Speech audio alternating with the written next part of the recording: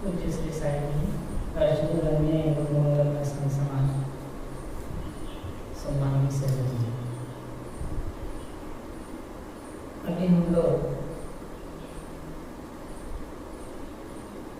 आदरणीय संत देवेंद्र साहब जी द्वारा सुंदर कहानी के माध्यम से रक्षाबंधन के संदर्भ में सुंदर मैंने कहीं अपनी डायरी में कहीं से कथानक लिखे थे। ये जो रक्षाबंधन पर्व के तो कई स्तर हैं, जैसे कि राष्ट्रीय पर्व, सामाजिक पर्व, धार्मिक पर्व, आध्यात्मिक पर्व, इसकी चर्चा कई बार हो चुकी है, उस पर नहीं जाऊंगा। लेकिन जो रक्षाबंधन है एक सामाजिक पर्व, आपस में लोगों के बीच में संबंध कैसे प्रेमपूर्ण हो, इसको लेकर के समय समय से हमारे भारतीय संस्कृति में किसी निमित्त को लेकर के पर्व का आयोजन किया जाता रहा है। ऐसे ये रक्षाबंधन का पर्व है जो आज भाई बहन के रिश्ते में की पवित्रता के रूप में जाना जाता है। पहले तो इतना ज़्यादा नहीं था। आजकल जैसे कि टीवी के माध्यम से और जो सोशल मीडिया के माध्यम से बहुत ज़्यादा इसका विस्तार हुआ, प्रचार हुआ, तो लोग बड़ा निष्ठा से इसको करते हैं, मनाते हैं। जानते हैं आप लोग कि बहन भाई की कलाई पर राखी बांधती है, लेकिन इसका पहला संस्करण क्या है? अभी हम लोग सुन रहे थे ना कि लक्ष्मी जी ने राजा बलि को रक्षा सूत्र बांधा। तो मैंने जो लिखा था कहीं से भी पढ़ करके, पहले पत्नी अपने पति को रक्षा सूत्र बांधती, उनकी लंबी उम्र की कामना रख करके और रक्षा सूत्र बांधती है। सची ने इंद्र को रक्षा सूत्र बांधा, और भी ऐसी चर्चा है। वैसे वेद में भी आता है कि अपने पति को सूत्र बांधती है और जो स्त्रियां हैं और कहती हैं कि देखो तुम्हारी दृष्टि हमारी तरफ ही हो, दूसरी तरफ न जाए। मतलब एक प्रेम को प्रगाढ़ करने के लिए, एक दूसरे के प्रति निष्ठा, प्रेम और समर्पण बने, इसके लिए ये किया जाता है। फिर ये ब्राह्मणों में आ गया। ब्राह्मण रक्षा सूत्र घर घर जाते थे और जजमानों को बांधते थे, कि घर में बांधते थे, कहीं दरवाजे पर बांधते थे, कुछ करते थे। लेकिन जो रक्षा सूत्र बांधते थे जजमानों के कलाई पर बांधते थे, एक शुभ भावना लेकर के, मंत्र पढ़ करके रक्षा सूत्र बांधते थे और उसके बदले में वो दान देते थे। फिर आगे चल करके ये भाई बहन के रिश्ते में के बीच में आया और तब से वो चल रहा है। तो बहन भाई को रक्षा सूत्र बांधती है, रक्षा का वचन देती है।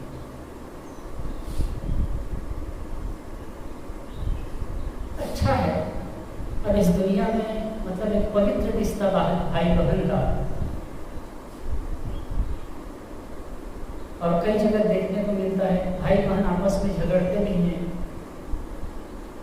किसी बात को लेकर के, तू बहना नहीं हो जाता है। लेकिन जो भाई बहन का प्रेम है अद्भुत होता है। एक माँ बाप से पैदा होते हैं, स्वाभाविक से एक दूसरे में एक बॉन्डिंग होती है। तो ये प्रेम का प्रतीक है।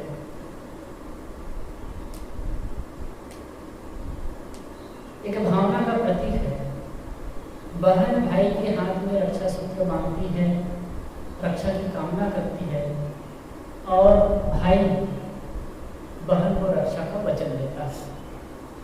इस सब प्रकार से जब तक मेरा जीवन रहे। एक मैं अभी कुछ देर पहले पढ़ रहा था, उसमें बहुत बढ़िया बात आई। छत्तीसगढ़ में एक IAS, उसको मैं कई जने को पोस्ट भी किया, एक IAS अधिकारी पढ़ाई की तैयारी कर रही थी लड़की, क्या शर्मा नाम थी, पूरा नाम तो मुझे याद नहीं आ रहा है। तो वो जो लड़की थी IAS तैयारी करने के लिए दिल्ली जाने वाली थे, तो उसके पास 2-4 दिन का समय था। इस बीच में उसने सोचा कि हम लोग पिकनिक हो आते हैं, तो वो सामान पैक करने लगे और पूरे फैमिली के साथ में उनके 2 भाई, मम्मी पापा बाहर पिकनिक पे जाने वाले। तो उसी बीच में घंटी बजती है, हॉस्पिटल से फोन आया और कहे कि उसके पिता का नाम लेकर के वो बहुत ही सीरियस हालत में है और आप लोग आ जाए। तो उनका एक्सीडेंट हो गया था और डॉक्टर देख रहे थे। तो बात तो ये हुई कि वो जो वकील था, उसका जो पिता था पेशे से वकील था, और एक जो राजनेता का, प्रसिद्ध राजनेता का बेटा था, उसके अपोजिट वो केस लड़ रहा था। तो वो इनको घूस देने के या समझाने की कोशिश किए होंगे, नहीं माना, तो उनका एक्सीडेंट करवा दिया। और डॉक्टर और प्रशासन को भी दबाव डाल दिए कि ये बचना नहीं चाहिए।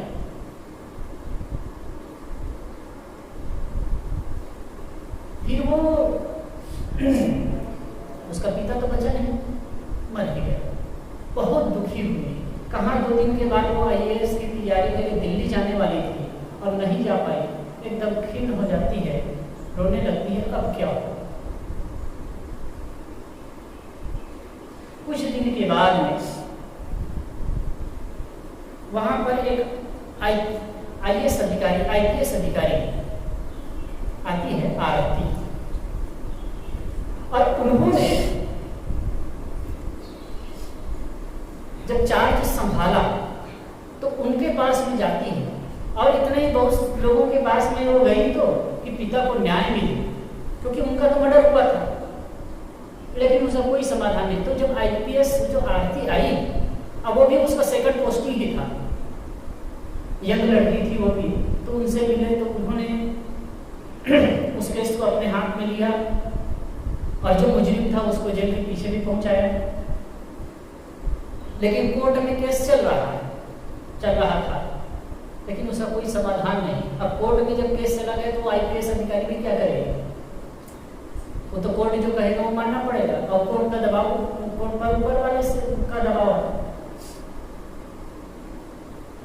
ये स्थिति चलती रही,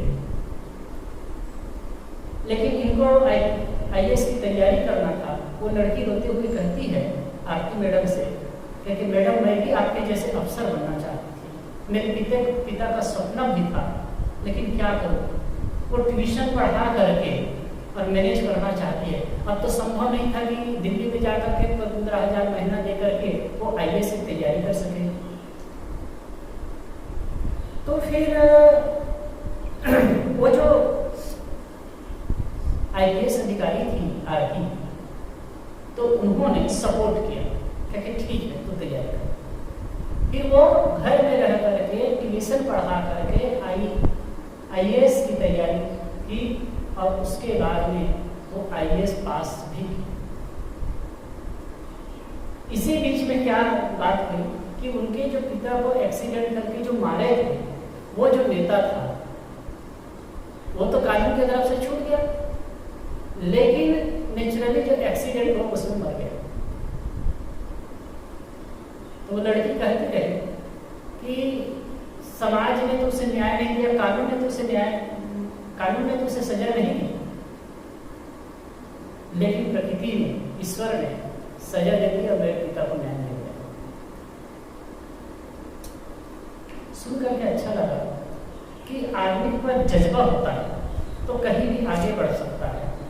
तो उन्होंने, वो जो लड़की थी वो रोती है, दुखी होती है, लेकिन हर बार वो जो आरती थी, वो जो आईपीएस अधिकारी थी, वो सपोर्ट करती है। जब भी पिता की याद आती, पिता को ख्याल करती, वो उनको सहारा देती। तो हमको समाज में कहीं से भी सपोर्ट मिलता है। ये होना चाहिए। ऐसे सामाजिक पर्व के उपलक्ष्य में और भी हम अनेक प्रकार के पर्व मनाते हैं, उस समय हमको हमारे मन में होना चाहिए कि हम दूसरों के कुछ काम आए। पता नहीं कब कहाँ कौन हमें हमारे लिए सहायक बन जाए। कोई सहायक बने ना बने, लेकिन हम किसी का अगर कहीं सेवा कर देते हैं, किसी का सहयोग कर देते हैं, तो जो उनको संतोष होता है और उसके बाद हमको जो फीलिंग होती है वो गजब की होती है। जैसे कि मैं कई बार करता हूँ, हम 100 रुपये लेकर के जाए, होटल में बैठे खाए, 100 रुपया होटल वाले को दिए, खाए, पेट भर गया।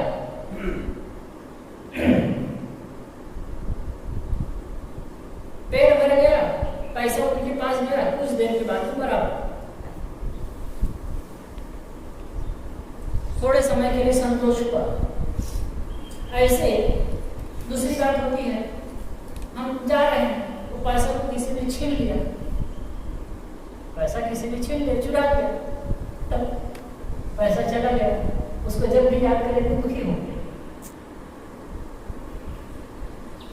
लेकिन यदि कोई व्यक्ति को एकदम आवश्यकता नहीं है, एकदम आवश्यकता नहीं है, और हम उसका सहयोग कर दिए, उनको दे दिए, तो उसके जो आंखों में चमक, उनकी जो प्रसन्नता देखने में आएगी, और जब भी हम याद करेंगे जो हमको संतोष और जो तसल्ली होगी वो अद्भुत होगी। और ये सब सामाजिक पर्व ये सब सीख देते हैं।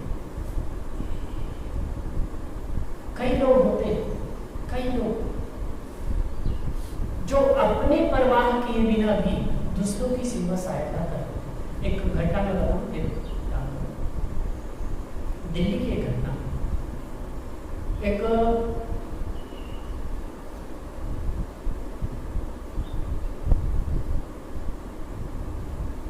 कैफे ड्राइवर था, मतलब गाड़ी चलाता था, पैसेंजर गाड़ी, कार। थोड़ा थोड़ा पैसा करके वो अपने कार लिया था और उसको चलाता था। एक बार कहीं जा रहा था, तो ऐसे में क्या हुआ कि एक जगह एक्सीडेंट हो गया है और बहुत सारे लोग फोटो खींच रहे हैं। और आजकल के लोगों की इतनी हृदयहीनता है, इतनी असंवेदनशीलता है कि अगर कोई झगड़ा लड़ाई हो रहे हैं तो उसे देखेंगे जरूर, भीड़ जरूर हो जाएगी, लेकिन किसी की हिम्मत नहीं होती जाके छुड़ाए। कहीं एक्सीडेंट हो गया है तो वो देखेंगे जरूर, लेकिन हिम्मत नहीं होती है कि उसको बचा करके कहीं हॉस्पिटल ले जाए।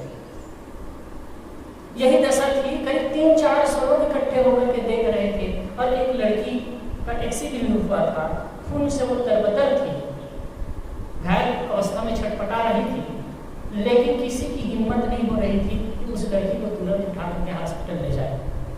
वो जो सज्जन था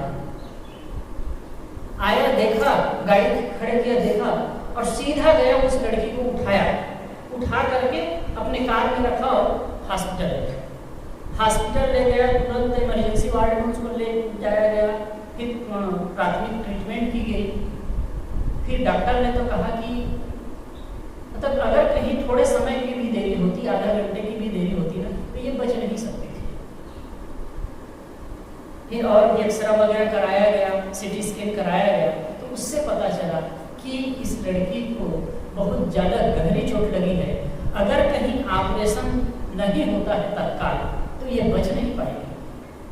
तो उस लड़की, उस जो ड्राइवर था वो अपनी माँ को फोन करता है, सामान्य घर था, तो जो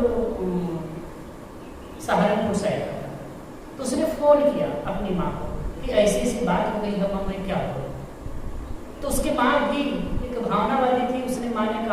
बेटा चाहे कैसे भी हो, उसको हॉस्पिटल आया बचाया है ना, तो उसको बचा ले। तो वो कार लिया था 3 लाख रुपया में, उसको 2.5 लाख रुपया में बेचा। 2 लाख की समथिंग की आवश्यकता थी, तो 2.5 लाख में बेच करके और लड़की का ऑपरेशन करा। कुछ दिन के बाद में लड़की ठीक हो गई, कॉलेज में पढ़ रही थी, और उनको उसके बाद तो फिर इनका कोई कमाने का जरिया नहीं था भाई के पास में, तो फिर वो गांव चला गया और मजदूरी करके जीने लगा। सोचिए, अपनी पूरी कमाई को वो बेच करके उस लड़की का जीवन बचाया और चला गया एकदम निष्प्रिय भाव। तो जब लड़की कॉलेज में टॉप की, गोल्ड मेडलिस्ट हुई, उसके बाद में वो खोजते खोजते उस गांव में गई, पता चला तो वो भाई कहीं दूसरे जगह गया था, उसका इंतजार करता रहा और कहा कि भैया मेरा जीवन आपकी बदौलत है, अगर आप नहीं होते तो मैं नहीं होती, आपको चलना है। तो गोल्ड मेडल उनको प्राप्त होता है ना जिस यूनिवर्सिटी से, तो वो उनके हाथ में दिखा दिया और कहे कि आपको कहीं अलग रहने की आवश्यकता नहीं। अब वो लड़की मुस्लिम है कि अलग रहने की आवश्यकता नहीं है, मैं आपको जीवन भर रखूंगी। और उनकी माँ और वो भाई साथ में रहती है, फिर उसके लिए व्यवस्था हो जाती है। तो ऐसा होता है, कहीं हम संवेदना रख करें। ये भी जो जितने भी हमारे आपस के संबंध होते हैं ना, पारिवारिक और सामाजिक, एक दूसरे की संवेदना से जुड़े होते हैं। और इसको जो बढ़िया से निभाता है, जहां हमारी संवेदना होती है, भावना होती है, वही प्रेम संबंध निभता है और वही एक स्वर्ग की अनुभूति होती है। अब यही कुछ खटपट भी होता है, लेकिन प्रेम होता है ना, तो एक दूसरे को माफ करने की बात जो हम करते हैं, कहते हैं, वो संभव है। और नहीं तो फिर थोड़े थोड़े में टूटल, तनाव, तलाक, ये वो नाना प्रकार की जो समाज में जो स्थितियां रही वो बनती है। तो हम सबको चाहिए आज इस सुंदर पर्व के अवसर पर, ये जो भाई बहन के बीच का पर्व है, लेकिन ये सामाजिक सौहार्द का पर्व है। सबके साथ में हमारा जो संबंध है प्रेम पूर्ण, आत्मीयता पूर्ण हो, समर्पण के साथ में हो, क्योंकि इस जीवन में ही स्वर्ग है और इस जीवन में ही नरक है। हम जहां तक जिन लोगों के बीच में रहते हैं, अपने को संभाल करके और सबके साथ में अच्छा व्यवहार करें, तो यही स्वर्ग है। हम सबको चाहिए कि इन सब बातों को ख्याल रख करके अपना जीवन जिए। पुनः इस सुंदर पर्व के अवसर पर आप सबको शुभकामना, धन्यवाद। मैं अपनी बात को